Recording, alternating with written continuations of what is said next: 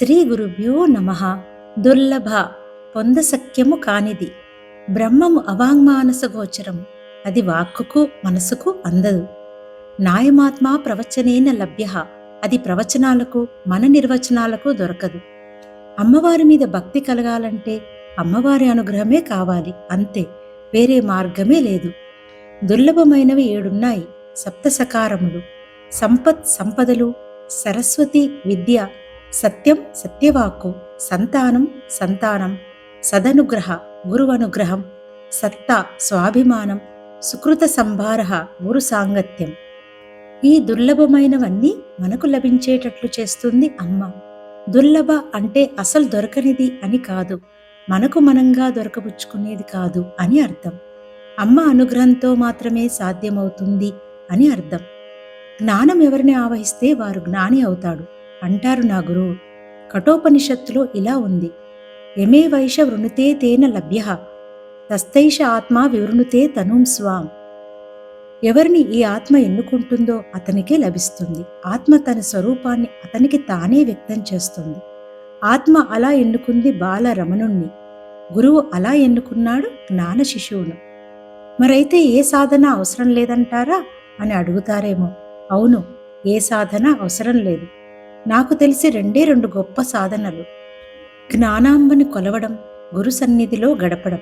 ఆమెకై ఆమె అనుగ్రహించాలే గాని మనకు మనంగా ఆమెను పొందలేం.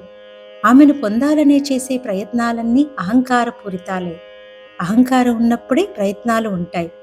సూర్యోదయం వేళకు సూర్యోదయం అవుతుందే గాని అర్ధరాత్రి కూర్చొని సూర్యోదయం కొరకు ఎంత ప్రయత్నించినా అది జరగని పని, అనగా అది దుర్లభం. అర్జునుడు అన్నాడు: అసంశయం మహాబాహో మనోదుర్నిగ్రహం చలం.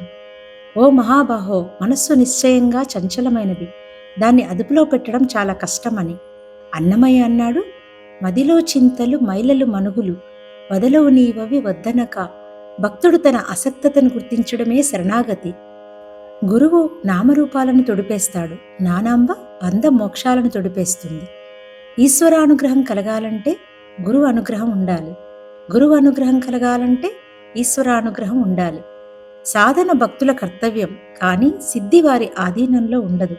సాధన వలన సిద్ధి కలగదు, సాధన వలన సిద్ధి కలిగినట్లు కనిపిస్తుంది.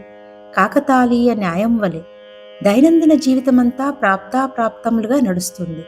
లభించడం లభించకపోవడం అనేది జీవుల ఆధీనంలో లేదు. ఎంత స్వాధీనులం అనుకున్నా సరే జీవులు పరాధీనులే. అమ్మ అనుగ్రహమే ప్రాప్తమునకు కారణం, అంతేగాని సాధన వలన కాదు. ఇందువలన లభించింది అనుకోవడం ఒక తెలివి.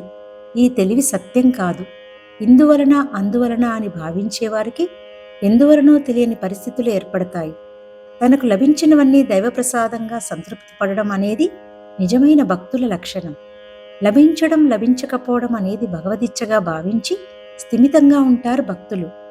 ఎవడికి ఎప్పుడు ఏం లభిస్తుందో ఏం లభించదో ఎవ్వరికీ తెలియదు. సమస్తము అమ్మ ఆధీనంలో ఉంటుంది. అమ్మ అనుగ్రహం తెలియడం దుర్లభం, అందుకే అమ్మకు దుర్లభ అని పేరు. విత్తనం నాటేది మనమే, కానీ మొక్క మొలిపించేది ప్రకృతి. అలాగే సాధన మన కర్తవ్యం, సిద్ధి అమ్మ కృప. కృపకు కారణం లేదు, ఆమె నియంత, అంతే.